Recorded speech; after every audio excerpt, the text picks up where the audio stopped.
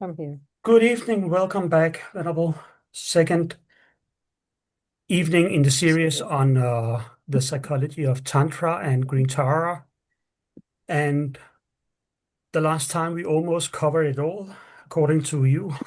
And Mhm. you mentioned that you would want to talk about deity yoga and Mm. possibly bodhicitta. On the other hand, We'll the see what happens. stage, let's Okay, see what happens. The stage is yours. good, And then good. we can offer the mandala coming right Okay. up. Mhm. And we imagine right up that we offer this wonderful, magnificent mandala to request all the marvelous things in the universe as a request for the teachings from the Buddha.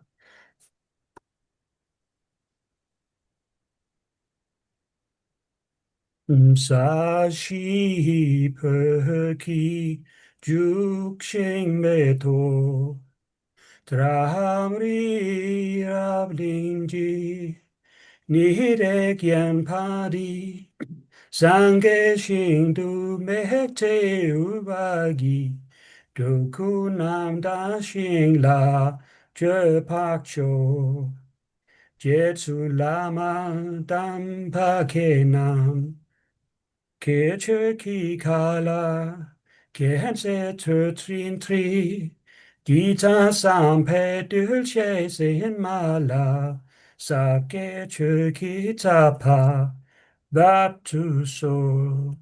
And the Buddha is happily receiving all our marvelous offerings. Idam Guru Ratna Madalakam Nyatayami.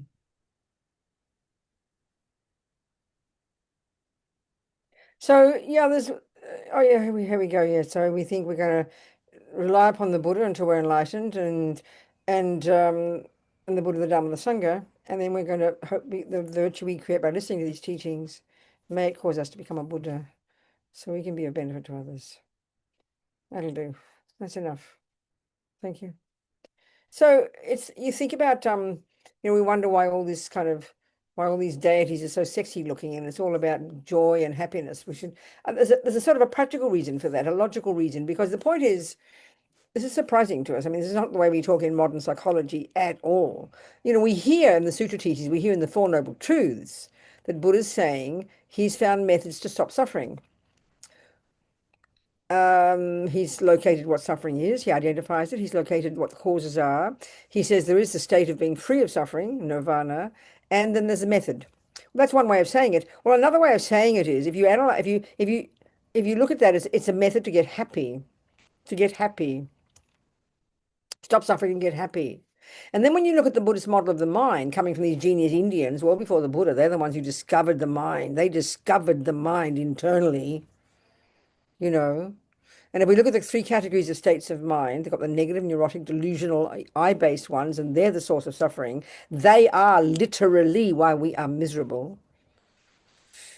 Then you have the virtues, and they are, they're a cause of happiness. But the thing is, if we then look at the third category, and we see these, I call them the mechanics of the mind. They're neither negative nor positive, but they're really vital states of mind that we have to cultivate and develop so that we can do the job of becoming a Buddha. Same as being a murderer. If you want to be a good murderer, you need good concentration, good mindfulness, good discrimination, good at all of those mechanics. They're neither good nor bad. They're neither virtuous nor non-virtuous, which is not how we think in the West. That's how we have to understand that meaning. We have to understand the meaning of a virtuous or negative state of mind, a non-virtuous or not a positive state of mind or a negative one. They're not just moralistic statements. They're very specific category.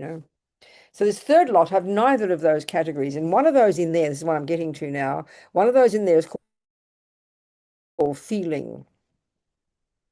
So it's been identified by these genius yogis, well before the Buddha, and he's the one who carried on with it.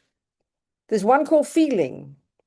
So it's got a big status in Buddhism. If you study the Four Noble, if you study the five aggregates, you're going to find that one of them is called feeling. If you look into the 51 mental factors, you're going to see that one of the crucial ones is always present mental factors is called feeling.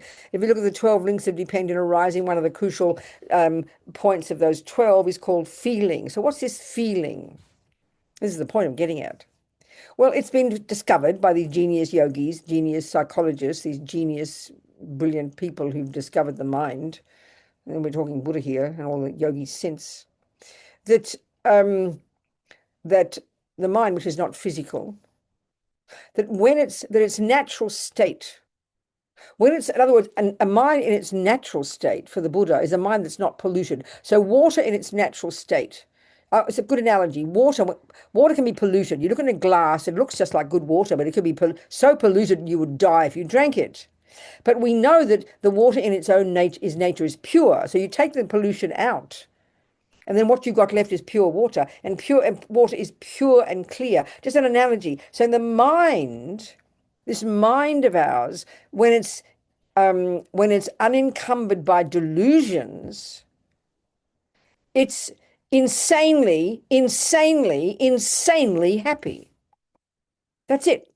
Happiness, joy, bliss, ecstasy, rapture, they are the natural states of our mind. That is how the mind is when it's free of delusions. And that's really the job. Buddha's saying, hey guys, you can't even imagine the happiness, the natural state of your own mind. And the method to do it is to get rid of the delusions. So Tantra is just this really brilliant, skillful, as she says, highly technical level, a type of methodology to help access that bliss, because that's the natural state of our mind. Putting it that way, it's just my way of saying it, you know. But of course, we're very suspect about that. You know, how can it be all about sex? Look at all these people, these deities having sex. It looks like naughty, you know, because we are so demented and delusional and full of garbage in our poor old minds. We don't even, you know, even if I joke, I'm not trying to be rude here, but if you want to be a Christian, you're not allowed to have pleasure unless you have unless it's blessed by God.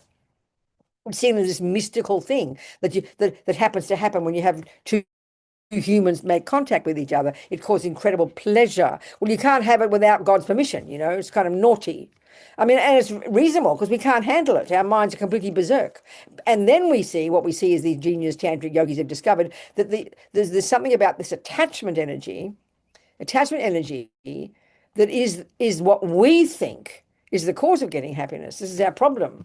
We think that happy feelings in the mind, both sensory and mental, we think happy feelings are what you get when you get an object of attachment. And that's because we're deluded, because we're completely deluded and we're in samsara. And so the first level of practice has to be qualified to practice Tantra, is you've got to give up attachment. You know, then you are capable of consciously in Tantra, consciously activating it, because you can use it. And in what way can you use it? There's a particular thing here that when the mind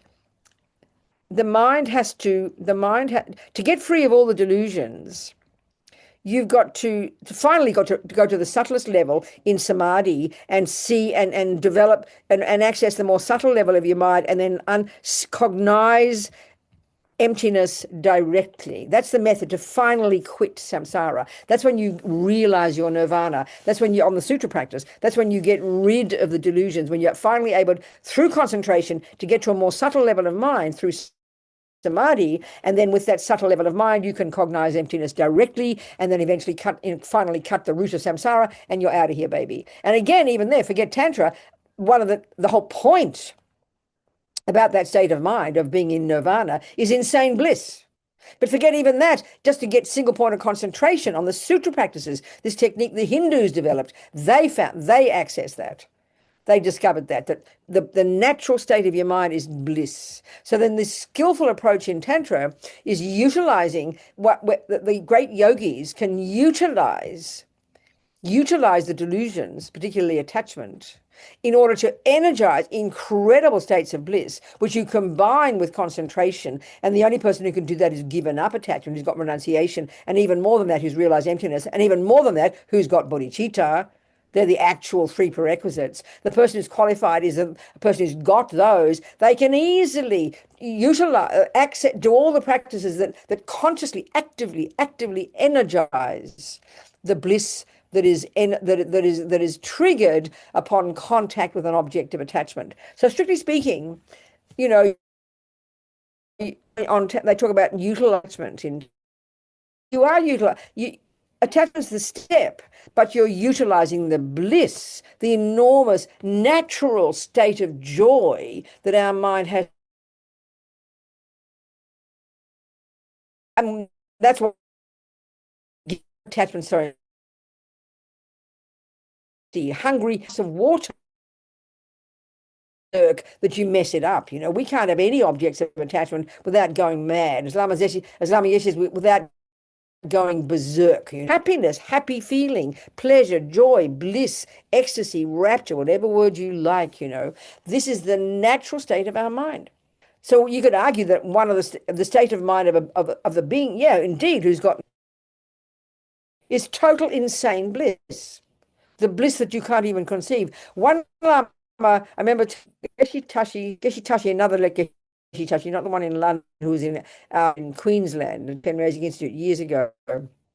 He said, if you're on the Hinayana path and you're just practicing the wisdom wing, this is my word, the wisdom wing. I mean, they call it that, but I'm saying that here. And you've got renunciation, you've gone to the second scope, you've understood attachment, you've seen the delusions, you've got concentration, you've harnessed your energy, you realize, you finally, with a single point of concentration, realize emptiness.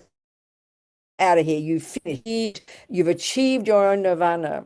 So then that's your goal. So finally you just don't come back, and you go to this state of utter bliss, find words for it. There's no way there's any remote notion of this in modern psychology.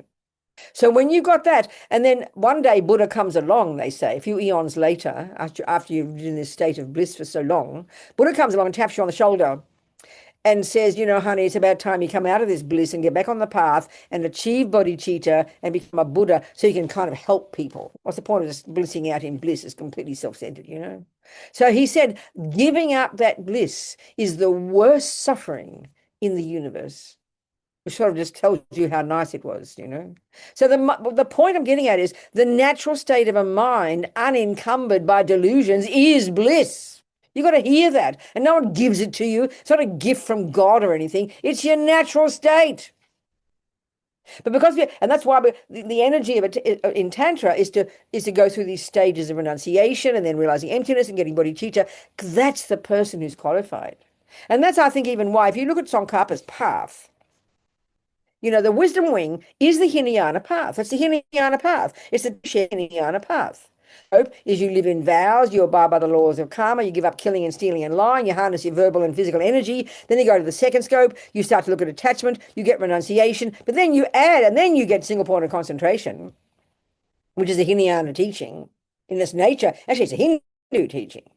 But, it's in the Buddha's teachings. And then in the Hinayana, still in the Hinayana stage, you then realize emptiness. So emptiness is not a Mahayana teaching in its nature.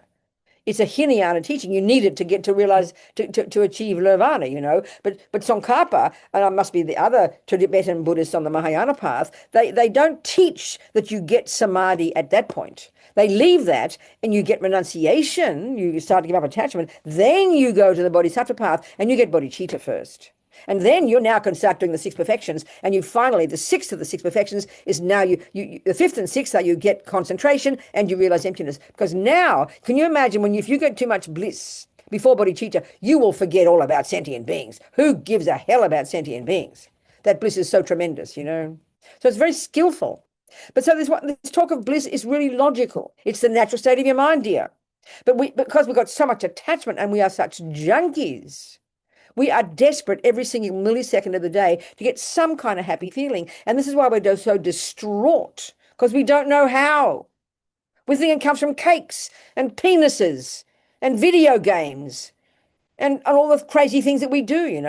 We're demented, we're mad, we're insane. Are we communicating here, people? I mean, I'm just saying it in my kind of, weird way. So Buddha's all about bliss, babe. That's why Lama Yeshe, well, us poor neurotic, demented, guilty hippies, we'd always quote Lama as saying, the more pleasure, the better, dear. Even the word pleasure, we get nervous, but the pleasure is another word for the word pleasant feeling. The type of mind is called feeling. Not meaning emotion. It's one of these constant ones, always present, every millisecond of the day. Minds just naturally have either a pleasant feeling, an unpleasant feeling, or a neutral feeling. Well, forget the neutral ones, don't worry about those. So we are in samsara and we are desperate, frantic to get some kind of pleasant feelings. And we don't know why we can't. And we don't know why when we do, we can't sustain them because our methods are completely ruining us. That's why it's so important to understand the difference between sensory consciousness and mental consciousness. So Tantra utilizes the sensory consciousness in the most tremendously brilliant way. But in the beginning stages, we've got to harness sensory consciousness. We've got to completely control it because we are like demented. The only way we know how to get pleasant feelings, the only way we know, being in samsara, how to get a pleasant feeling is to get the cake. We're sitting here frantic, feeling miserable, feeling like bereft, feeling that something's missing. That's the nature of attachment. Always dissatisfied, never enough. I don't have enough. I'm not enough. That's its default state, this nightmare of misery, of dissatisfaction. So the second we wake up in the morning, already we are frantic. Because we're missing, we don't have pleasant feelings. We have dissatisfaction. So the only way we know how to get a pleasant feeling is get the coffee, get to this, turn over. And if the hubby's there and you're still in love, before you know it, you're having sex again, all fresh and lovely first thing in the morning. Because we've got to get happy feelings. And it's the only way we know how to get happy feelings. And then we are so despairing because they don't last. I mean, this is what's heartbreaking. This is the most heartbreaking thing in the universe, is that they don't last. The feelings are extremely delicious. Yes, fact. But they don't last. This is what Lama Zopa says, okay, so this is where we have to understand we have feeling, we have pleasant and unpleasant feeling in the sensory consciousness, and we have pleasant and unpleasant feelings in the mental consciousness. So the mental consciousness is kind of boring to us. Because we can't, this is where our thoughts and feelings and emotions are. But the senses dominate our lives, completely dominate our lives. And it's the only, like I said, the most immediate way to get any pleasant feeling is to have an object of the senses. Of course, the tactile is tactile and taste. They're enormously powerful, aren't they? And they're so linked. Because they're both tactile, aren't they? They're the last to go in the death process. The tactile and the tongue consciousness are the last two to go that finish. That's the most powerful, I think, isn't it, of the sensory consciousnesses. So the only way we understand to get happiness is to get the object of the senses. And yes, it does indeed trigger that second. The moment you have contact, it triggers feeling, There's no question. It's right there. You have to wait for it. But of course, the suffering of samsara is because we don't know why it doesn't last. We don't know why it doesn't last. So we have to have the cake again. We have to put the penis in again. We have to have the video game again. We have to do the same thing again. And then we get bored and we change it. We change another shaped person and another shaped cake and another this. Desperate to look. We're looking for happiness. We're looking for methods to get happy feelings. So all Buddha's saying is, hey, babes, I found a method. That's all he's saying. I've found a method. But this is the point, as Lama Zopa says, that the pleasant feelings that we get on the basis of following attachment, especially the senses, and this is scientifically provable, can't grow. This is the most tragic suffering. This is the suffering of change, the more subtle level of suffering for Lord Buddha. They can only diminish. This is why we have nightmares. This is why we are despairing in the planet. So unless we're capable of activating some pleasant feelings mentally, because that is what we have to grow. It's mental pleasant feelings, mental happiness, and that takes work. That can grow to this bliss that we're talking about. So yes, indeed, as long as Yeshe says, when you get single point of concentration in the process, the pleasure you experience first is indeed it's definitely sensory. But finally, it becomes mental. You go beyond the senses. And that's the pleasure, that's the joy. They're the pleasant feelings we are trying to grow. And this is why we have to understand Lord Buddha's his explanation of the causes of happy feelings. This is why we get confused as well, because we say happiness. We say happiness, and we have this kind of vague sense of, when we say happiness, we don't just think, oh, pleasant feeling. It sounds too small, you know. When we say happiness, we visualize the external world. We visualize, you know, whatever the thing we're attached to, we visualize having all of those things: a beautiful home, a lovely environment, and rainbows, and food, and handsome men, and music. We think of the objects of the senses, don't we? That's what we mean by happiness, the objects of the senses, isn't it? So when, you know, tell me why you're happy, Robina, I'll describe the cake. So we even think of it as an external thing. I mean, we're demented. So now, indeed, when we can look at karma, we understand Lord Buddha's method for how to get happy feelings, how to get happiness. It includes that. One of the ways that karma ripens is in terms of the physical environment, for example.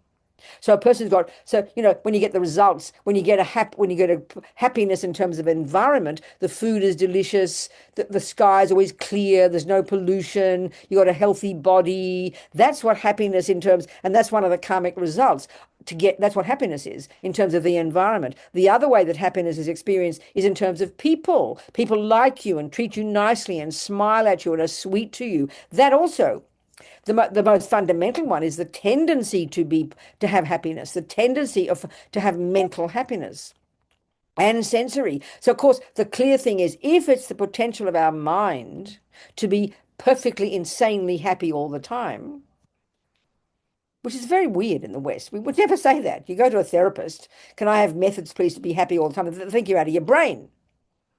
Neuroscientists haven't got a clue. I'm sorry being so blunt here, you know? So we've got to find out what the method is, and this is what's difficult. This is why it's Buddha's teachings are so simple and why we can't hear it because we complicate it. We all know in the Four Noble Truths, he says, guess what, folks? Two causes of happiness. Sorry, suffering. And flip it over, it's called happiness. Two causes of suffering. Two causes of suffering. One, the first one, main one, is the deluded states of mind. Not meaning suffering now. It's these in the mind by having attachment and having anger and having jealousy and having ego grasping and having low self-esteem and then acting upon them, which is karma, delusions and karma. That is the method to produce future suffering feelings and suffering tendencies and suffering experiences and suffering environments, starting from the hells. So flip that over. All Buddha's giving us is a method to stop that kind of suffering, which is what leaves you with the opposite, which is called happiness. So the cause of happiness is virtue. Is virtue, people. Is virtues. Love, compassion, kindness, love, and all the rest. That's it. That's the cause of happiness. The others cause suffering. So it's not complicated, but I mean, it's not complicated because it's implied right there in the first step in the Four Noble Truths. Two causes of suffering. Doing actions that are driven by a delusion. That's it. They sow seeds in the mind that ripen as a tendency to keep doing it, as an experience of having it happen to you, as an environmental result, and even as and then a physical, and as well as the physical type of realm, you know. It's very clear. He says it very clearly. So the cause of suffering, suffering tendencies, having suffering done to you, and suffering bodies and suffering environment is doing negative actions, which as an action harms another that's driven by a delusion. So the cause of happiness, the way to sow seeds in your garden that will ripen as future happiness is practice virtue. That's it. Practice virtue. And then realize emptiness, you know, so you keep it permanent, it doesn't disappear. So Tantra is a method, a sophisticated, skillful, highly technical method, as Lama Yeshe puts it. That the great yogis in samsara, who are in samsara, who are samsaric bodies and samsaric minds, but who've accomplished the renunciation, bodhicitta, and emptiness, are super qualified to utilize that, to utilize the poison to quickly get concentration, to quickly energize insanely demented levels of bliss, and with that level of bliss and that level of concentration, be able to realize emptiness and get the hell out of samsara. Hello, Romina. Harawana. Yeah. Sorry, Joanna, I had yes, to talk to me. put in front. Yeah. Okay. So you go out into the world and you see everyone is living in this kind of suffering realm and they're completely deluded and they're creating these horrible experiences for themselves, especially if you have children and you can see them doing it to themselves and you're like, please stop, and it's quite hurtful and upsetting. You can clearly see what's happening, but there's nothing that you can do.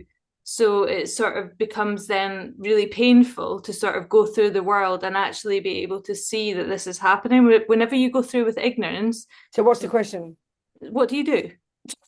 Have you never heard of the compassion wing? Have you never seen the bodhisattvas? Have you never heard of the solution is to get bodhicitta so that you have this enthusiasm and this joy to never fucking giving up, becoming a Buddha so you can benefit people? Have you not Yeah, heard any of that, Romana? of course, of course. Well, that's the Yeah, answer. Why do you ask me? Forgive me screaming at you. That is the answer, sweetheart. yeah, I know. What's wrong with that answer? What is not enough about that for you? It was not enough because it feels. I understand. I fully understand. Right, but you go Well, out I into mean, the. Oriana, be careful. Be Okay, careful. okay. If you really fully truly understand, I'm sorry to be rude, you would not have asked the question. So, sweetheart, I'm sorry to shout. What do you mean, darling? What are you actually what is the essence of what you're saying? I hear what you're saying. You say it's unbearable to see the suffering. That's what you're saying, right? It's It's like unbearable. that, and it's also like nobody wants to hear the truth. Like Excuse me, nobody. Rowana. Excuse me, Rowana. You're Mm, talking like a policeman now. Screw these people. I know the bloody answers. They're not listening to me. I'm going to give them all up. Come on, girl. Be a little bit more humble. Get a bit more renunciation. And you know what? I've got to think, see your own suffering more. Get your hands in your own shit and have renunciation, which is this tremendously powerful thought. I can't cope with this any longer. When you get renunciation, you have the basis for compassion. That's the answer. I know what you mean, but this is the answer. That's the structure of the path. yeah, Of course, it's not a bit. I also know what you mean, but the Oh, I'm problem very happy you do. I So, have what's is your whenever you. question? Well, I'm Forgive not. me. Obviously, I'm not asking it properly. No, Um. Romana, you are stating it perfectly. And I'm Okay. giving you the answer as well as I can in my rude way. So, what's missing for you, most precious girl? What's missing in the answer? So, let's keep talking. I'm happy. I'm happy. So, maybe you have What to locate more precisely what you think, what your problem is. What is your problem? So, it's good. It's a good discussion. problem? My problem isn't a lack of compassion. It's more like too. It's almost too much. It's like it's painful if somebody is feeling in a sort of way, and you're like you try to say to them and Okay, they no, so can't what's hear so you. what so come even pin it down more. Tell me Mm. exactly what your problem is, because we're discussing you here. So what is your Me, problem? We're my talking about problem is you here I now. can't We're really talking go about you, not into anyone else. We're talking about environments. you. So Yeah, what's missing for you in the practices? What's missing? What's the piece that's not working for you? Because it's clearly not working if you're asking the question. okay. I don't know. No, you do. It's an important one to keep going. Um, I just feel that whenever I go into environments with lots of people and the whole sort of thing feels turgid and What, sort of darling? Sorry, the what, sweetheart? What'd you say? it feels sorry to break up a bit. It just kind of feels turgid. It feels sort of painful.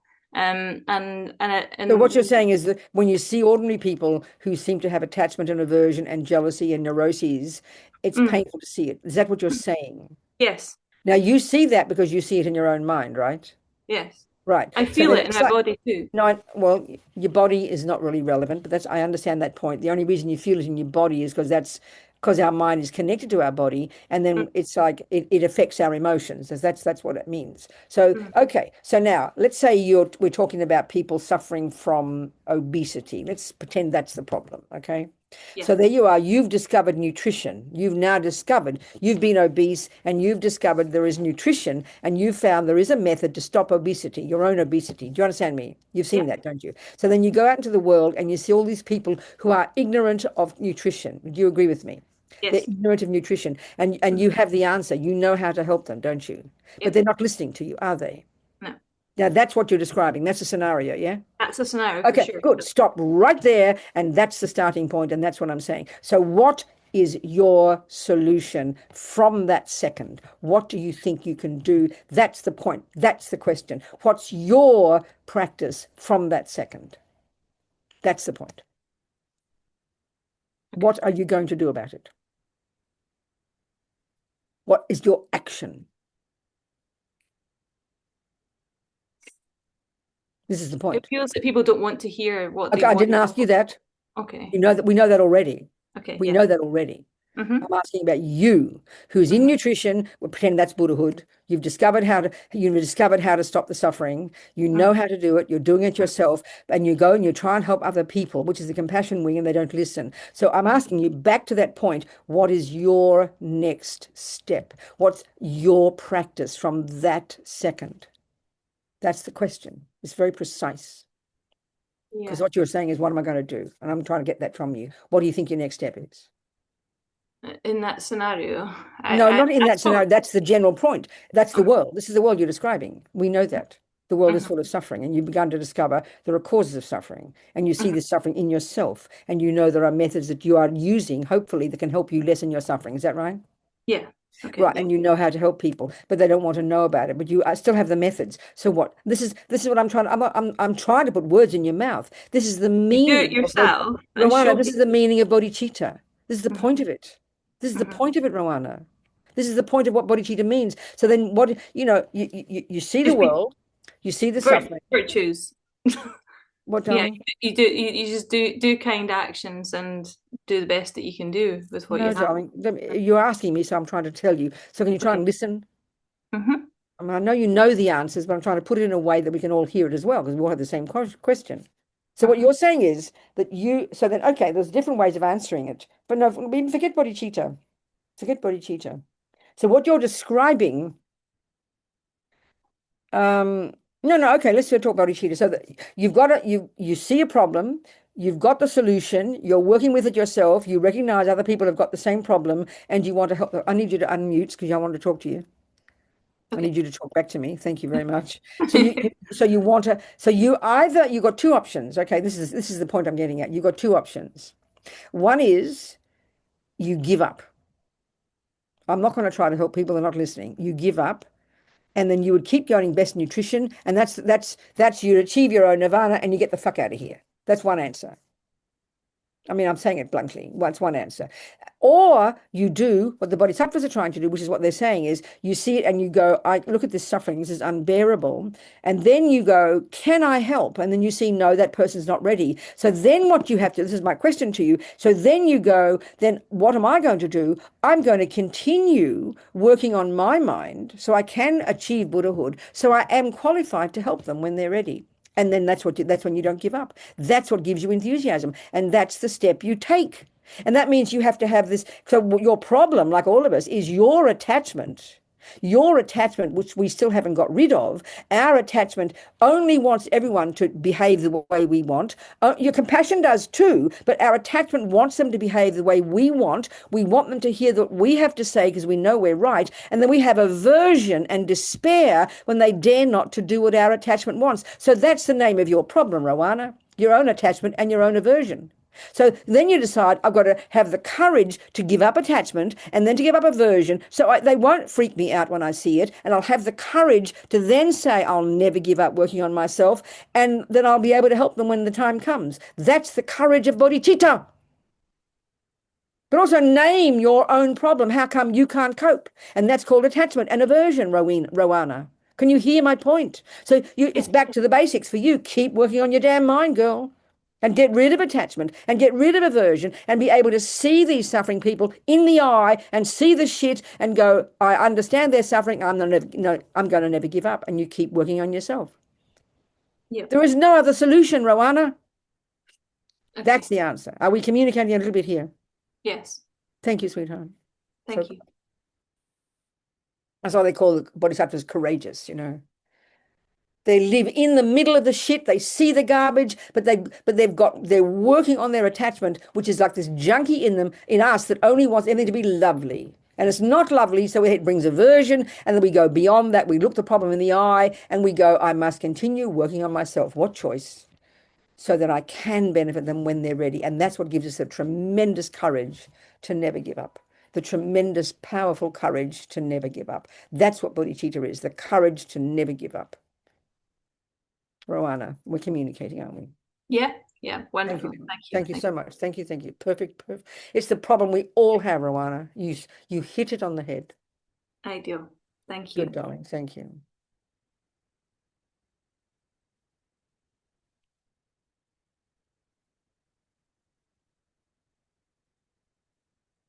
So this is where deity yoga comes in, as we were talking before, We can see that we're trying to enhance the joy in our mind, this natural potential. And that's the actual point, Rowana. If you look at the Dalai Lama, anybody, I think, with a half a brain can see him, he's a happy guy. Would you agree he's a happy guy?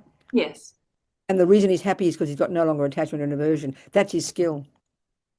When you've no longer got attachment and aversion, you can't help but be happy. Even in the worst nightmare of suffering on the universe, you can't help but be happy. And that's a shock to us because we think we suffer because other people are suffering. No, you don't suffer because your children are suffering. You're suffering because your attachment can't handle it.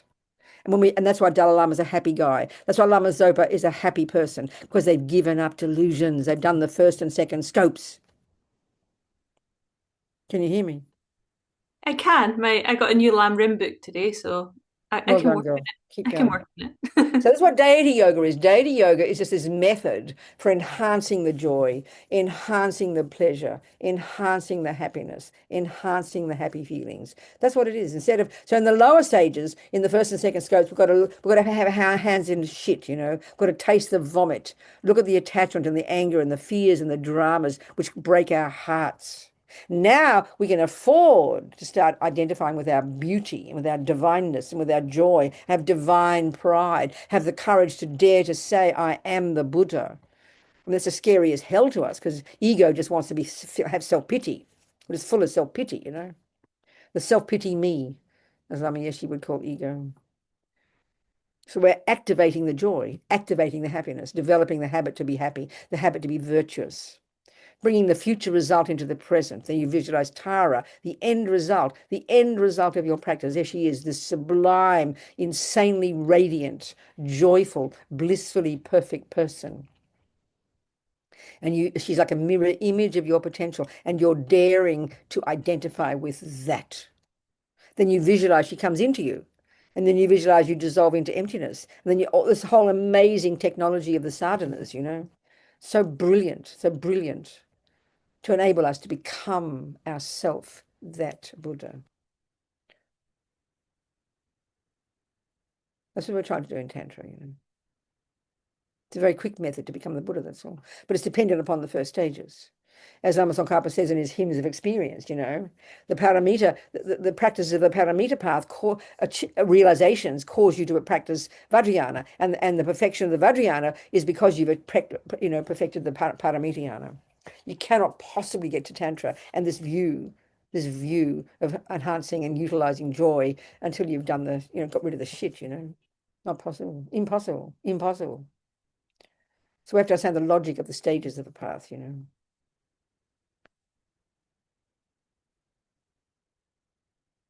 Any questions?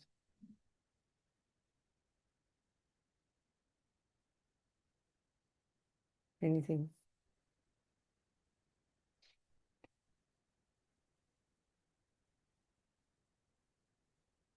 Hello, Audrey. Hey, I'm not going to ask my question yet. I'll wait till the third session. But you mentioned, I was writing it down. You said deity method to enhance joy, and then I missed all the other words you said. I was trying. I'm like divine pride, bliss, but I'm like, I think you said something else, and I couldn't keep up. You spoke so quickly, and I was like, I'm slow. It's my fault. Oh, I'm sorry. No, I do talk fast. It's true. So tell me what the rough question you said deity method to enhance joy, and that's like I got bliss and divine pride, but that was much later. I think. Okay, darling. Okay. So do you have any of these practices? Do you visualize Tara or any of these? Yeah, I'm actually getting my medicine Buddha practice empowerment later on this month, but I've been doing green Tara Wonderful, and darling. So Tara is a good example. Okay, let's medicine use and Tara as an Vajrasattva. example. Let's use Yeah. Tara as an example, okay? Okay. So of course she's a bit odd, it's a bit weird in our culture to see some green lady, whose body is made of light. It's a bit sort of fantasy world. But if you can try and get psychologically what she represents, So this is where let's just talk a little bit more about these different Buddhas in Tantra. They basically, each of them represents, different psychological qualities that we want to develop, right? So Mm-hmm. it's a bit like it's like the world thinks of like positive thinking. If you're practicing tennis and you want to try and you try to visualize yourself, at the US Open, winning the US Open, you see yourself playing perfect tennis. You visualize yourself playing. Do you sort of see what I'm saying? You visualize you as a perfect tennis player, and you then practice thinking this way. Well, that's a powerful cause to become that. Wouldn't you agree? Absolutely. It's really cool. That's what positive psychology is. Tantra is your epitome of positive psychology. It's these Buddhas, Tara, Chenrezig. You got all these different. One is Chenrezig, for example, is the embodiment of compassion. Manjushri is the embodiment of wisdom. All these different Buddhas. Some are wrathful, some are peaceful, some are male, some are female. It's really just Buddhist psychology. They're all different representations of different psychological qualities that we want to cultivate. But also, this is where it's really powerful, that also some of them are manifestations of purified delusion. So, for example, one deity called Vajrayogini, she's this blissful, radiant, red Buddha, totally naked, and she's the manifestation of purified attachment energy. So this is why this idea of even that can be transformed. So they're very marvelous psychologically. So they're ways of helping you cultivate those qualities, the good qualities, and to purify the negative ones. And they're all methods also of, if you sort of, they're doing a Tara practice and you visualize Tara outside you, this totally radiant, perfect person, and then you visualize becoming that yourself, then it's you identifying with your marvelous potential. You're visualizing, you're experiencing that potential. And so naturally, that's going to be making you very happy. I mean, it's kind of joyful. It's a joyful practice. It's very different from looking at your attachment and your anger and giving yourself a lecture. That's very unhappy, isn't it? We need to do it. But this is actively identifying with your own virtues and your own happiness and trying to identify and then even presenting that to other people.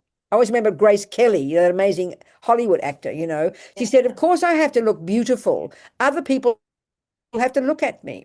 So when you have these practices, you even think it's part of bodhicitta, you want to go outside and look beautiful, not out of your own vanity, because other people look at you. You want to make people happy. This is a wonderful way to think about it, Do you understand me? Yeah, I loved the identifying with your marvelous potential. I thought that was Exactly, beautiful. baby. That's exactly, and that's a very happy thing to do. It gives the mind a lot of pleasure. And that's exactly the point. Do you understand, Audrey? Yeah, thank you so much. Good, good, darling. Wonderful. And this is also why, of course, this is the point to Rowana. This is the key point, which is for all of us,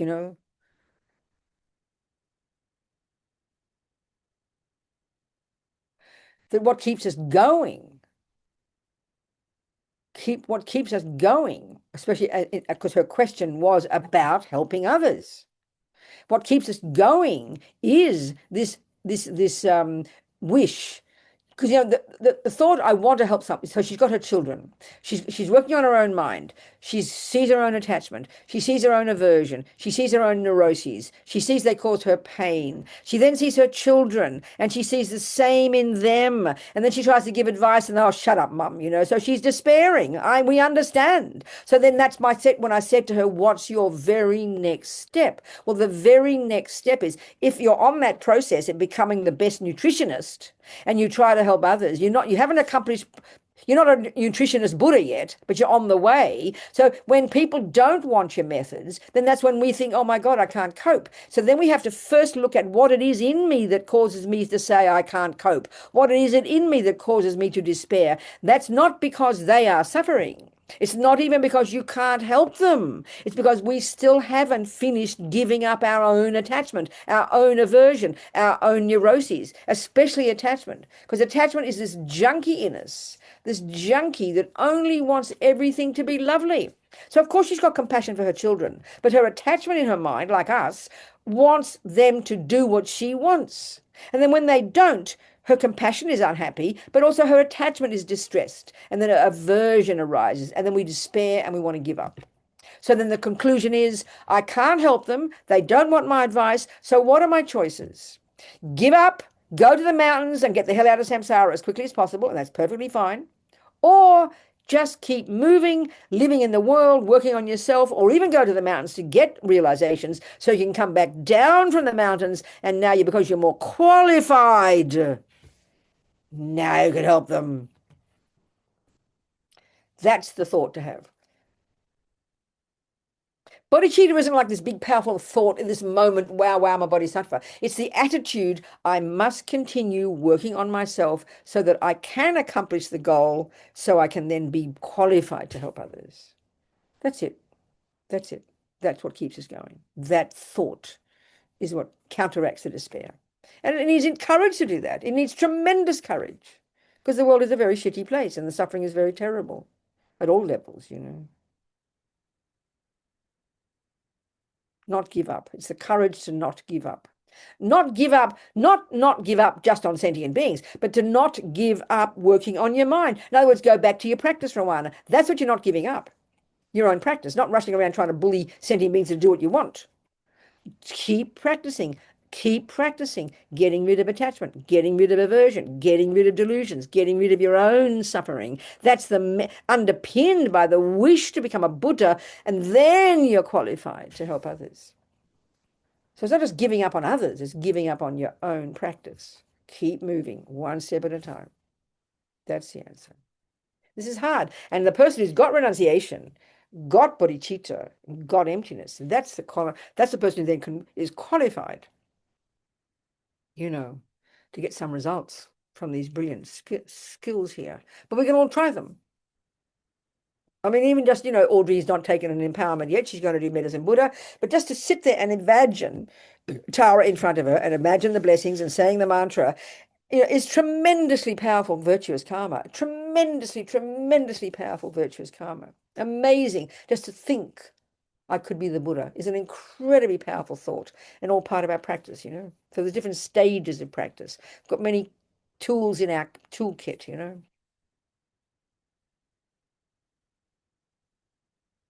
Any questions, people? What time is it? 10 to 2. Okay, 10 to 3. 3, fine. Okay, any questions? Any kind of question?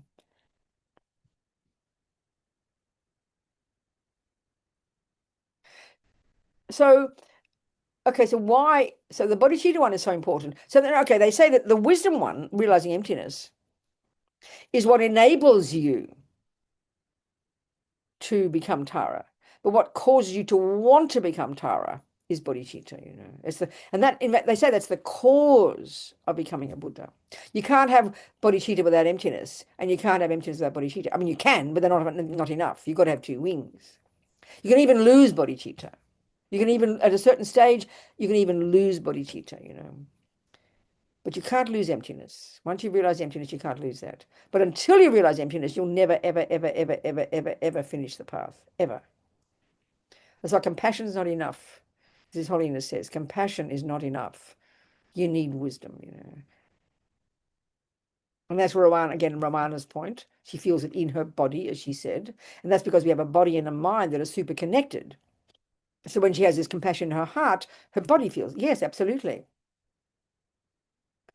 But you've got to get back to the wisdom, back to the work, back to the cushion, back to the job. Keep working on our mind so we can grow the wisdom, which is, because it's compassion. You see, compassion is the wish to help others, but it's not compassion that makes you capable of helping others. It's wisdom. That's the point. Without wisdom, you're finished. Without wisdom, you'll break your heart. You'll break you'll go mad. Wisdom is unbelievably necessary. It's compassion that enables you to want to help others, but it's the wisdom that enables you to know how. That's why it's back to praxis, back to understanding the mind, back to renunciation, back to getting rid of the delusions, back to understanding emptiness. That's the job to be done. And then based upon bodhicitta, they both grow, you know.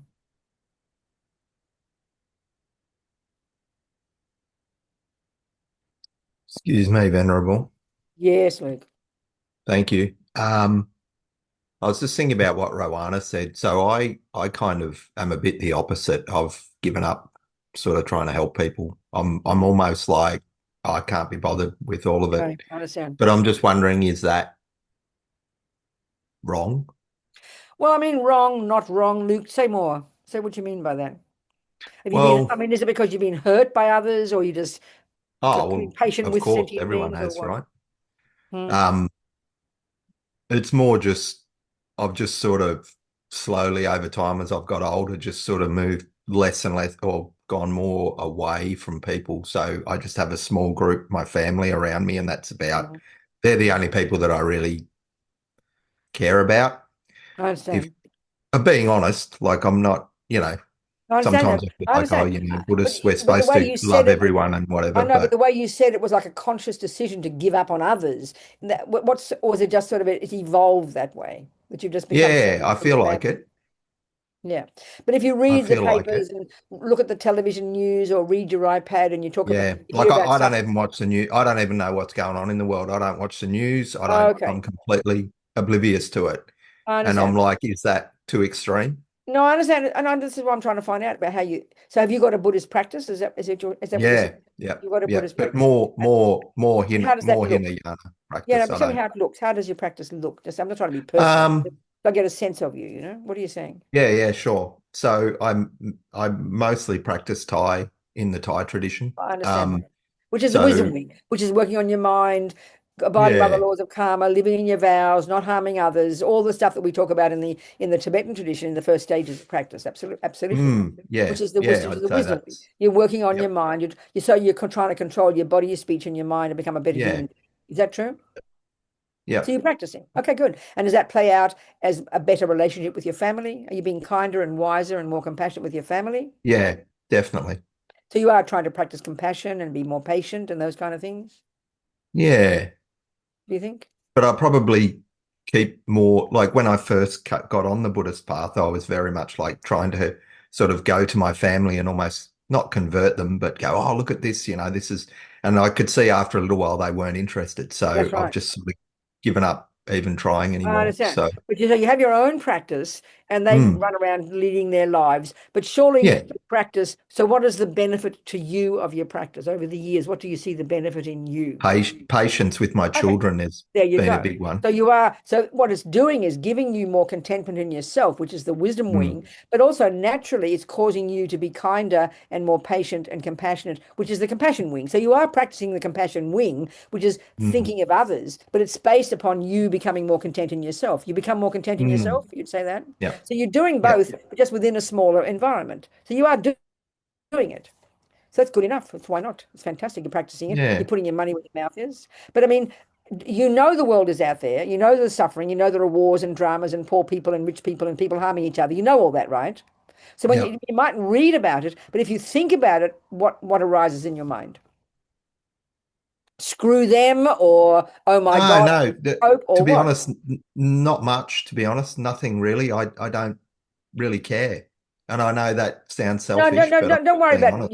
anything. We're just discussing it. So you say you literally do, so if you see your neighbors and you see a child crying or a dog being hurt, what are you saying you respond? How do you respond? Let me Oh, get an I feel example. bad that I feel like I want to help them. If Oh, I you do. see Well, it that's in called front of, compassion. But you just said you if didn't I see it care. in front of me, but if it's happening No, no, 10,000 no. Okay, kilometers never mind. away, Never mind then that. So, but you know there are dogs being kicked in Thailand as well as in Sydney or yeah, somewhere.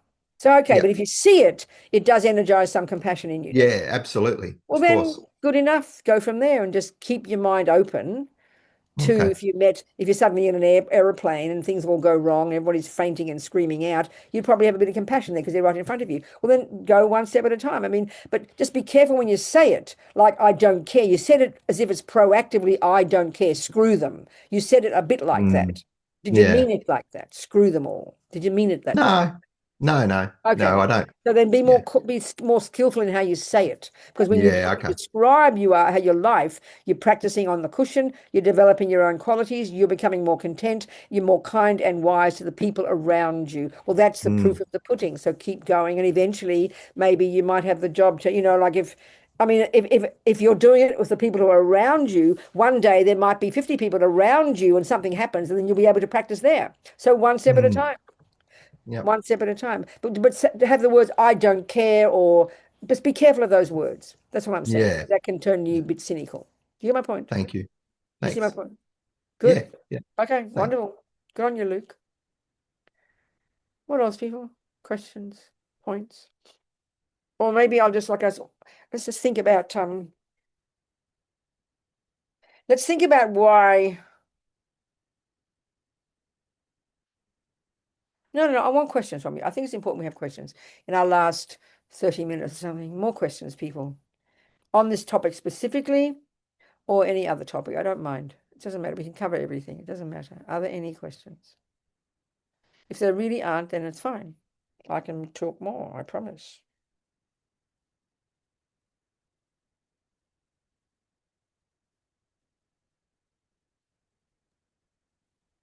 So let's look. Okay, then. Yeah, sure. Maria, good. Talk to me, sweetheart.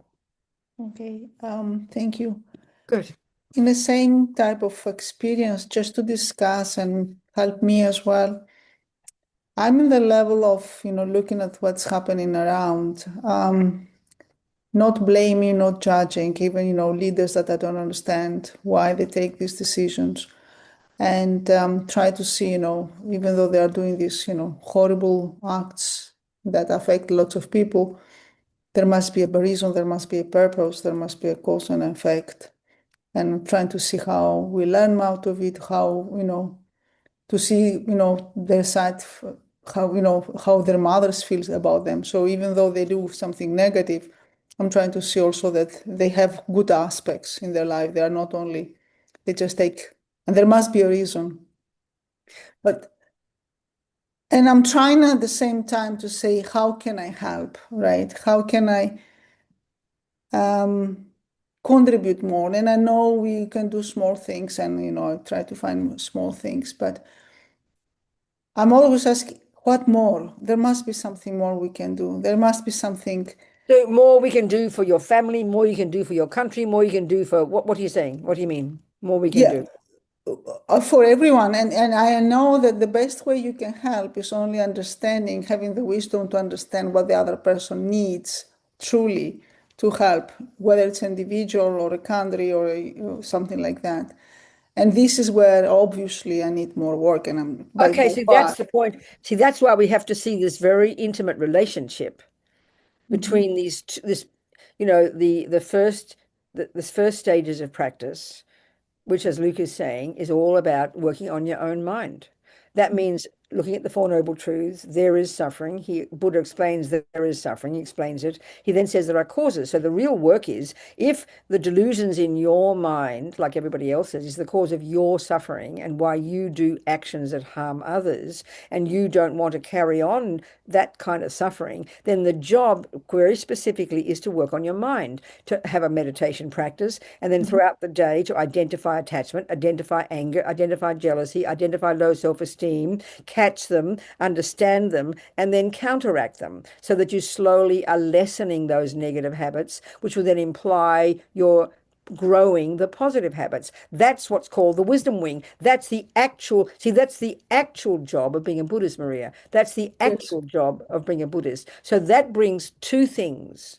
The first result is within yourself, which is you become more content, more fulfilled. And then the second one, which is crucial to understand, when we understand that those delusions do two things. They cause you suffering, but they also block you off from seeing others clearly. When we've got lots of attachment and anger, we see the whole world reflected through those lenses. So we see ugly people and delicious people and mean people. And we have all these commentaries in our mind about the world and Mr. Trump and the war and this and the war. And we're angry and we're finding fault everywhere. That's because we are living in the so the delusions cause two things. One, your own misery, but they block you off from seeing others more clearly. So therefore the practice of giving up attachment and giving up aversion and the other delusions has two good results.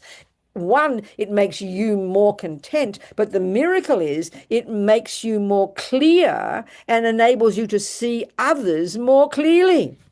I mean, if you're completely full of attachment for one particular person, you see them only through the lenses of your own needs. So you manipulate them and you don't see them at all. But if you lessen your attachment, you'll be more objective and you'll see them more clearly and see what they need. And that's why the wisdom wing is the stepping stone to get compassion.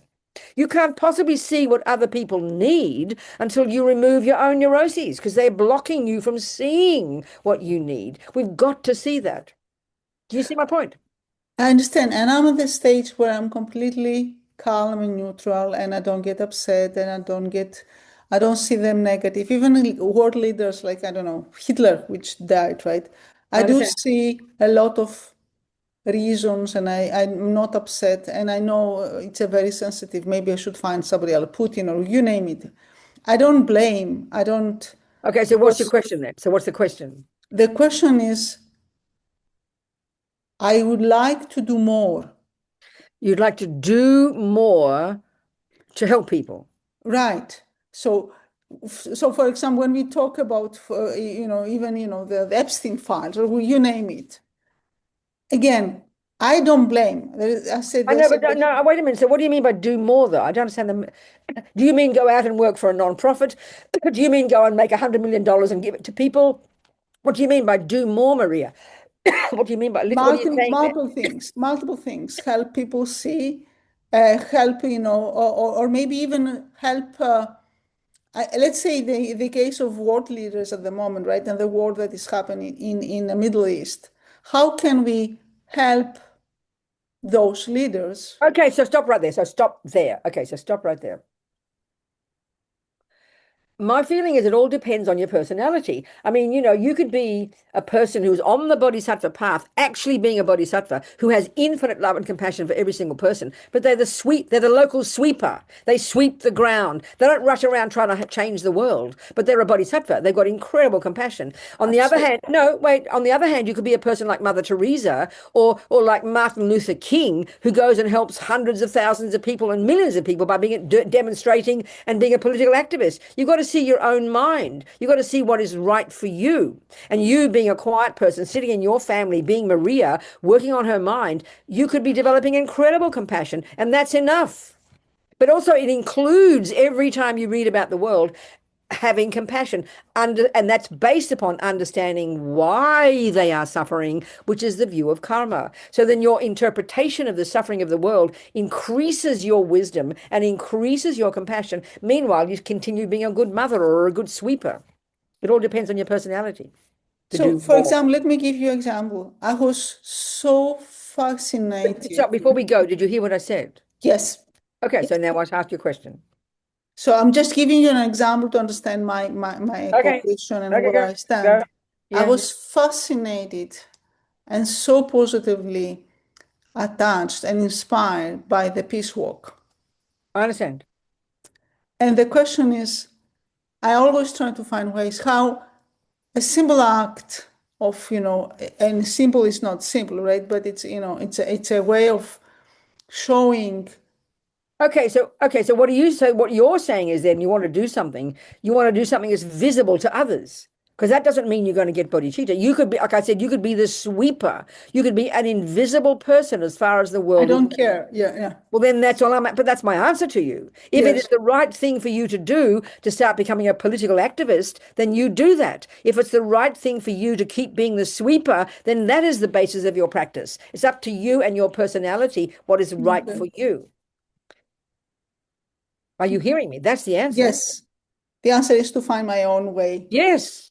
And, like I said, you can have a person who's very self-centered and manipulative and full of ego who runs around looking like they're changing the world and they're just making a mess. And there can be another person who looks like they're doing nothing to help anybody, but they're a bodhisattva sweeping the floor. So it doesn't follow that it's big and worldly. It doesn't follow that the world sees it.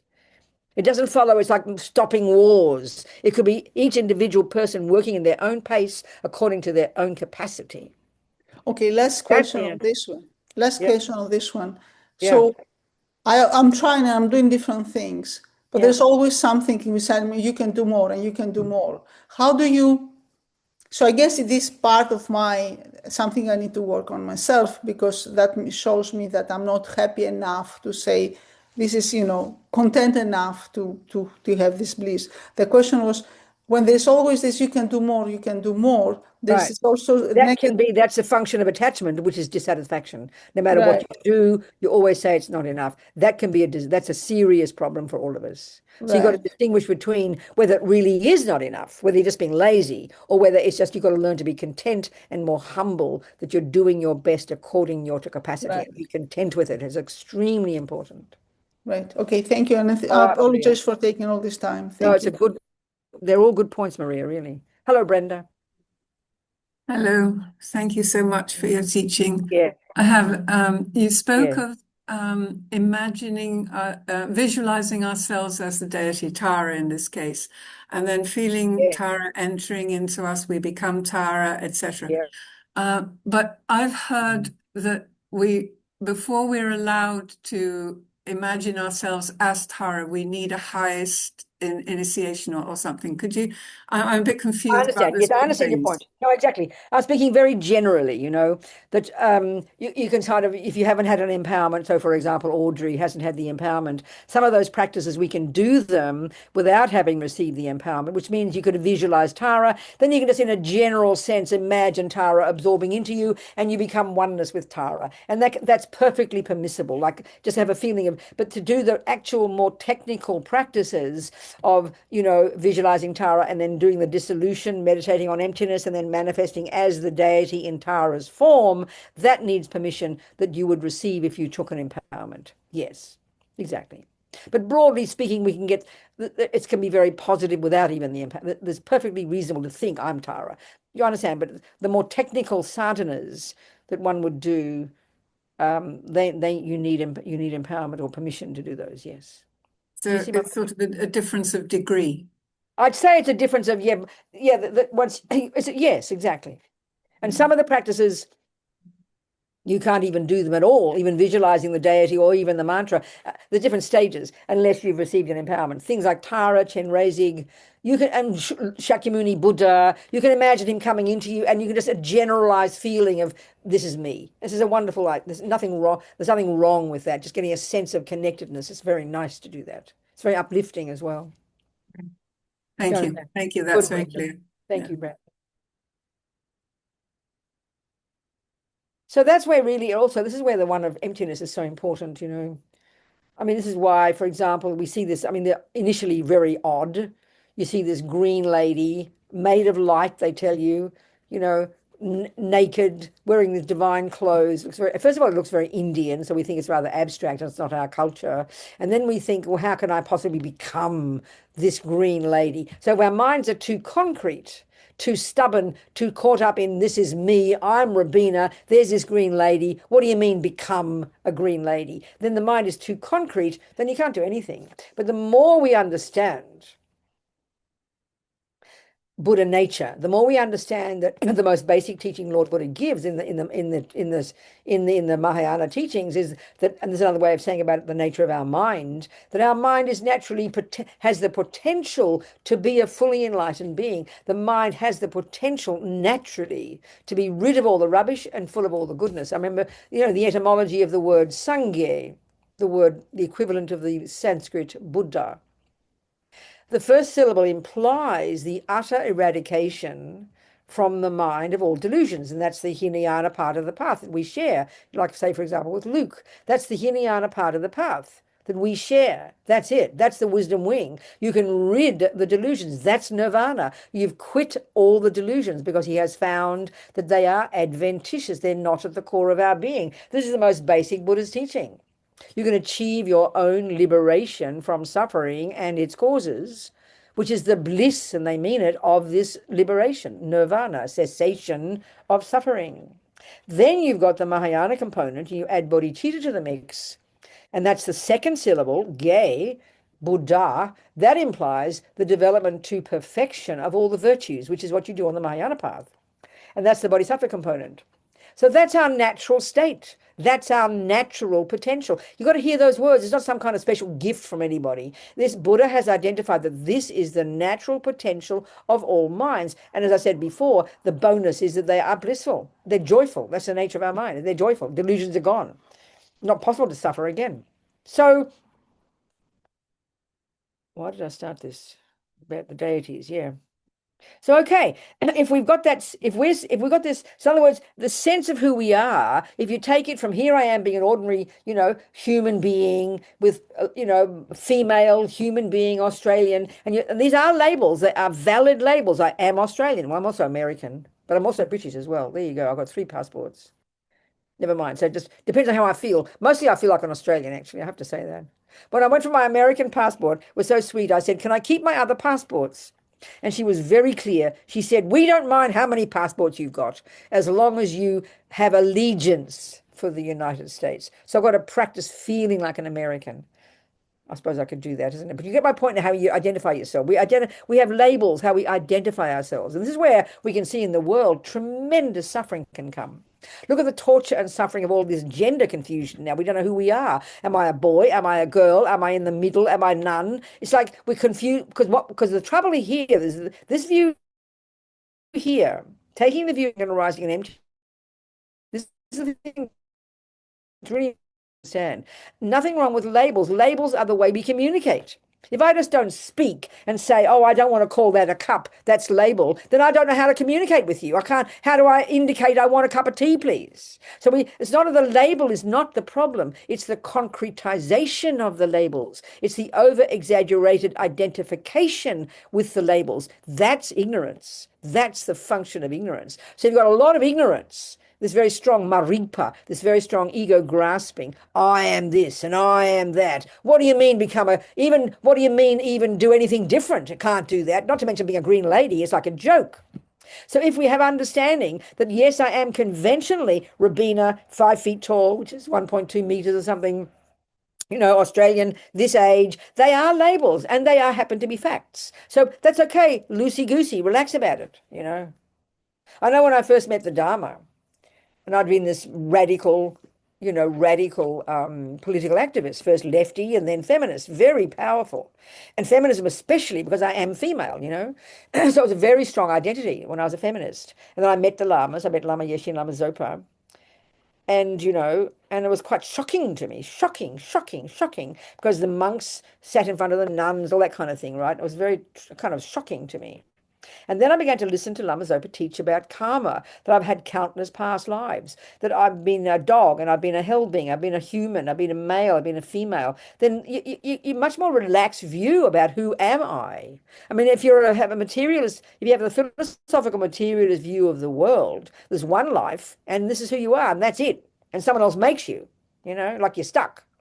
But then you realize karma, that the shape we are, female, male, tall, thin, non-binary, whatever you want to call it, they are just the karmic results of our own past actions. We have created this particular shape. We've created the fact that I call myself a musician or pink or round or fat or thin or Australian or whatever it might be, all these names and labels. They're all conventionally true, but they're just the fruit of past actions. They're fruit of past actions.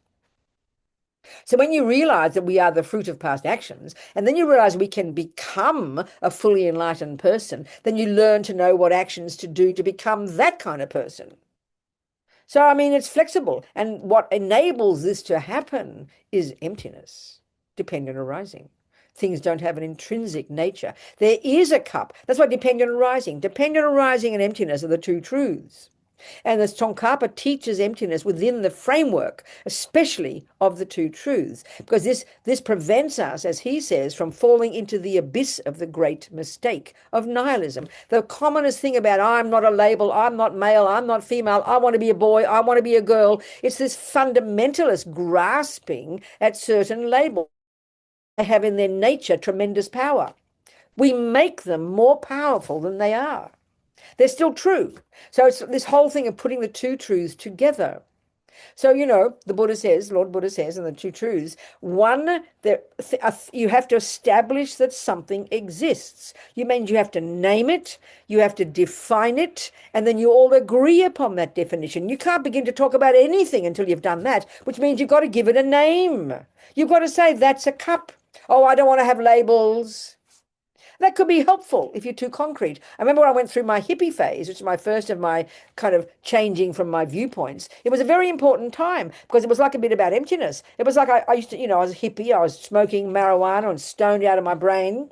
And of course, you're brought up to be a good girl, and only you do this, and you use an ashtray for ashtrays, use a cup for a cup. You'd never use a plate for an ashtray. That's very bad behavior. And then I started to think as a hippie, well, why can't I use a plate as an ashtray? What makes me think it hasn't got an ashtray nature? So I started loosening the grip of all my labels. Now, that's good. But then finally, you can relax about it and realize there is an ashtray, and it is shaped this way, and its function is to hold the ashes of your cigarette. I don't know if anybody has an ashtray in the world now. It's a bit different, a bit weird, isn't it? But I remember the ashtray one, I use the table as an ashtray. That's the whole hippie thing, isn't it? Giving up all the typical kind of rigid rules of the world. That's good. It can be helpful. But this view here is there is an ashtray, there is a cup, there is a mala. Just be relaxed. Call it a mala. What's a mala, Mum? Well, it's a bunch of string with 108 beads that you can't use to count your mantras. That's a good definition. So there's a mala. That's a thermos. What's it do? It holds your tea and keeps it warm. Good enough. This is a girl. I'm a girl. How do you define a girl? She's got a vagina and two breasts. I'm one of them. Okay, I'm a girl. Fine. I can take my breasts off. I can grow a penis. That's okay. Let's wait till next life. It's probably cheaper. Get a boy's birth, So nothing wrong with labels. Nothing wrong with labels. Don't be nihilistic. So the Buddha says, there is a mala. Dependent arising. Dependent arising is the shorthand for how things exist conventionally. And then emptiness is the shorthand for how things exist ultimately. We've got to put these two together, these two truths together. And they come together. They must be together. You cannot have one without the other. This is the crucial point, But our trouble is, as soon as we hear that Buddha says, I'm sorry, Robina, from the side of a mala, there is no mala. The mala has no intrinsic nature. As Lama Zopa says, there's not one atom of mala here. So then naturally, we hear that, and the tendency is so strong to go, oh, well, there's no mala, might as well kill myself. Nothing exists, It's very powerful tendency. Even as soon as we hear the word mala is empty of existing from its own side, we can't help but hear no mala. We throw the baby out with the bathwater. I'm sure Buddha would have liked that. That's falling into the abyss of the great mistake. Ah, well, there's no mala. That's the biggest mistake on this earth in misinterpreting emptiness, and it's the major mistake. So, on the one hand, Buddha says, there is no Robina. There is no female. There is no Australian, 81.5-year-old, whatever I am, Australian nun. They are all labels. They are correct. I'm 80 and a bit. I'm 81 and a bit. I'm female, I'm a nun. I'm Australian. They're all those. Tick the boxes. They are valid labels. So we first have to establish that. We have to first establish, and why we have to establish that first before we begin to think about emptiness is, and this is the crucial point, because emptiness of inherent existence is a characteristic of whatever exists conventionally. Emptiness is not just some abstract nothingness in the sky. Wow, everything's empty. Wow, everything's empty. You've got to be specific. You've got to identify something that does exist conventionally, and to establish that, you must all agree with it. That's what convention means. By convention, we agree 81-year-old Australian Buddhist nun is the label for this person. Then we all agree. Okay, now what Buddha says is they are valid labels. But what we do and what we don't realize we do, the ignorance within us, the marigpa, exaggerates the status of that, exaggerates automatically and makes it set in stone, inherent, intrinsic, in and of its from its own side. That's the problem. And we can't see the difference. We can't see the difference between saying there is the 81-year-old Australian Buddhist nun called Robina, fact. And as soon as we hear fact, we reify it and make it more than fact. We make it from its own side, in and of itself. We can't help but do that. And that's the mistake. So we've got to then learn to think about how Robina does exist as a dependent arising in order to prove there, ultimately over this side, there is no inherent, intrinsic 81-year-old Australian Buddhist nun. Intrinsically, inherently, in and of herself, from her own side, established by her own nature. These are all the words that are synonymous, and these are the ones we have to understand. So when we hear there is no Robina from her own side, we chuck the baby out with the bathwater. No Robina. And then we hear Buddha say there is Robina. We go, mate, would you make up your mind? Is there a Robina or is there not a Robina? Because we can't hear these two together. They seem to contradict, you know. So we've got to put them together. They do not contradict. Why? Well, this is where let's take this approach now. Let's just take my cup, my thermos here, okay? My thermos. I'll drink out of it first. Here's my thermos. Every 1 minute you go and look, it's not there, is it? There, so there it is. Okay, wherever, somewhere. So we'll first establish what's that, mummy? It's called a thermos. What's a thermos, mummy? And she gives me the definition: the flat-bottom metal container, its conventional characteristics, and what does it do? This is I can't describe how important this is. You've got to define, you've got to name, what is it? What is its meaning? What does it do? What is its function? What is it? It keeps my tea warm, mummy will say. Then she has to prove it. She puts the tea in, we put the lid on, we come back 2 hours later and we discover the tea is warm. She just proved the conventional existence of a thing called a thermos. Fact. Now, we don't realize, as I said before, we are already exaggerating its status because we have maripa in the mind, and that sees it as more thermos than it really is. That's what we don't realize. So, we first establish there is a thermos. Now, what we have to do is use the logic of dependent arising. For example, thermos is the result of causes. You can't find a thermos among any one of those causes. So that tells us that thermos is dependent upon previous causes. So where's the thermos? That's the very first one. Now, then the next one is we have to look at how we can see there's an intrinsic thermos here, independence upon its parts, you know. Well, so we say there, my thermos has a base. My thermos has sides, we'll say. So then what we're doing here, we're already again exaggerating the status of thermos because we're assuming there's a thermos in the first place, and then there are the parts of the thermos. So then if you break it all down, if you put the parts here, the base, you put the base here, you put the sides there, then we assume you're going to be left with this little intrinsic little kind of mini thermos. But there's no thermos there. Because why? Because thermos is the name, finally, subtly, ultimately, is the name we put upon those parts. So it's the same with the eye, it's the same with everything that exists. So the point is this, though, the point I'm getting at, why they're not separate. Okay, so this thermos has got many characteristics. We would agree, wouldn't we? We could say this thermos is black. Well, then, so blackness in this case is a quality of this thermos, isn't it? And you can't separate. You can't separate the blackness from the thermos. You could also say this thermos is impermanent. It possesses a characteristic of breakability, which is impermanence. We know that. So then, impermanence is a characteristic of this thermos. You could say flat bottomness is a characteristic of this thermos. Roundness is a characteristic of this thermos. It has a series of qualities that it possesses. We know that. And the thermos and the roundness, you can't separate them. The impermanence and the roundness and the thermos, you can't separate. The blackness and the thermos, you can't separate. Well, also, ultimately, the characteristic this thermos possesses is emptiness of being an intrinsic thermos. The absence of being an intrinsic thermos.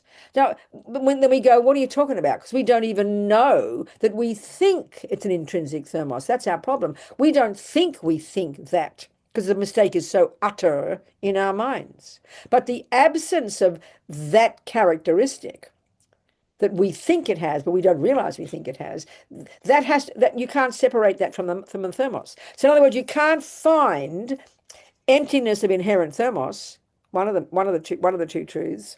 You can't find emptiness of inherent thermos anywhere other than on the thermos. So dependent arising thermos and emptiness of inherent thermos have to be coming together. You can't possibly have one without the other. It's impossible. You don't say thermos is there and then blackness is there. You don't say impermanence is there and then thermos is there. Impermanence is a characteristic of a thermos. Emptiness of intrinsic thermos is a characteristic of the conventional thermos. So that form is emptiness and emptiness is form, as Buddha tells us in the Heart Sutra. You've got to have the two together. So dependent arising tells us that there is no thermos from its own side. And the emptiness of the thermos tells us it's a dependent arising thermos. So the two truths imply each other. At the moment, they're the two wrong views for us. So we hear emptiness and we become nihilistic. We hear dependent arising and we become, we reify it. We exaggerate its status. With emptiness, we over-exaggerate its nothingness. And here we over-exaggerate its status, and we go like crazy between these two. They contradict for our mind. But in reality, each of them tells us, implies the other. These are just words. We need to learn these words, think of these words, and get a taste, So there is a Robina who is a female, who's a female person. She's female, she's a nun, she's 80-something, and she's called Robina. But if you exaggerate that, then she's set in stone. So that the thought that when she dies, she can turn into a dog is like beyond hilarious. So we all laugh. In the West, we laugh. Oh, you mean I can become a cockroach? And we all ha, ha, ha, Because we see cockroaches as inherent cockroaches and humans as inherent human. And even that's why the whole idea of the Christian view, this is exactly the view that Buddha's arguing with. The Christian view is that you have this essence of Robina that God gave you, and then when you die, the essence of Robina goes to heaven. And, like I remember, what's her name? Nancy Reagan, who was so attached to her Ronnie. When Ronnie died, she asked that Christian Billy Graham, will I see Ronnie in heaven? And he said, yes, you will. So she is grasping at her Nancy and him Ronnie, and when she goes to heaven, it'll be a subtle Nancy and a subtle Ronnie. That's the view of self-existence.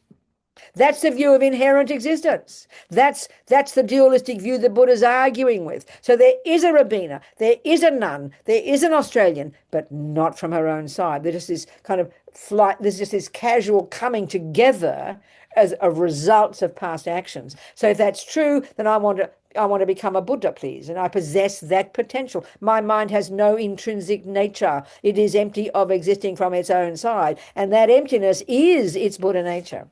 Because my mind is empty, because my mind is not set in stone, it can become this green lady. It can become Yamantaka. It can become a hell being. Emptiness is vital to understand if you want to practice deity yoga. Are we communicating? That'll do, Lars. Food for thought. Unless there's any questions. Thank you. Unless there's any questions about that, please, emptiness. Unless there's any questions. Just some thoughts anyway, okay?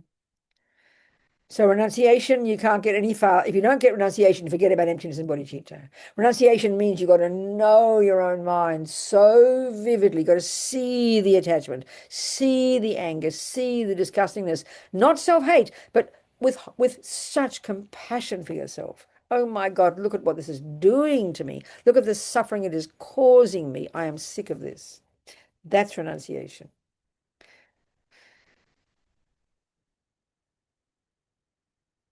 Then you got to realize everybody else is in the same boat. So I've got no choice but to keep working, never give up, never give up, never give up, one step at a time, perfecting myself so that I can eventually benefit them according to their needs. They think, bodhisattvas think in terms of eons, His Holiness says. That's the bodhicitta. That gives you the energy to want to do it. And then what gives you the ability to do it is emptiness, you know. Okay, people. Thank you. Changchob semcho grimpoche ma ke panam ke guchig ke panyam pa me pa yang gong ne gong du phaba sho ge wa di nudo dag lama sange drub gyo ne droa chikang malu pa de sala go pa shog. And we say the Lama's Zopa prayer, please. I'd love to do that one, Lars. For Rinpoche, there he is in the mountains, in the Nepali mountains. It's getting warmer there now, like it is for us. March, the snow is coming off the mountains. We imagine he's maybe took his little hat off today and ran around in the sun. Who knows? We see him there with his aunties and his uncles and his daddy and his mummy and his lovely family. And so we're just kind of knocking on his door. Please, Lama Zopa, we don't know what your name is yet, but we know you're there. So you keep fat and healthy, please. And you please come back very soon and teach us. Okay, we're asking to do that. So Peerless Teacher and Assembly of the Children of the Victorious Ones, Shravakas and Pratyeka Buddhas, victorious Losang, Father and Sons, along with lineage masters, all the objects of refuge of infinite lands, please bestow the virtue and goodness of accomplishing this prayer here and now. And this is our prayer. We're now speaking to that little boy up in the mountains. We're speaking to Lama Zopa. Holding and spreading the Muni's precious and complete teachings through explanation and practice, you wore the armor of patience that's never discouraged. Incomparable, venerable Guru, to you we make this request. While striving single-pointedly for the sake of Victorious One's teachings, the sole gateway through which all benefit and happiness emerge, and to mother living beings, you suddenly departed to peace, which is such a great loss to us. Nevertheless, through the undeceiving truth of the blessings of the ocean of the three jewels and the great waves of bodhicitta of the children of victorious ones, may your smile, little precious person up there in the mountains, your reincarnation of Lama Zopa, swiftly beam in glory for us fortunate disciples. Okay. Thanks, Lois. That'll do. Thank you again. Thank you very much, Venerable. Thank you. Thank you, everybody. Please observe the chat about our Green Tara tomorrow at 7. Hope to see you all there. Yeah. Led beautifully by Therese, our director. Thank you, Venerable. See you next Thursday. Thank you, darlings. Bye. Bye-bye. Bye, sweethearts.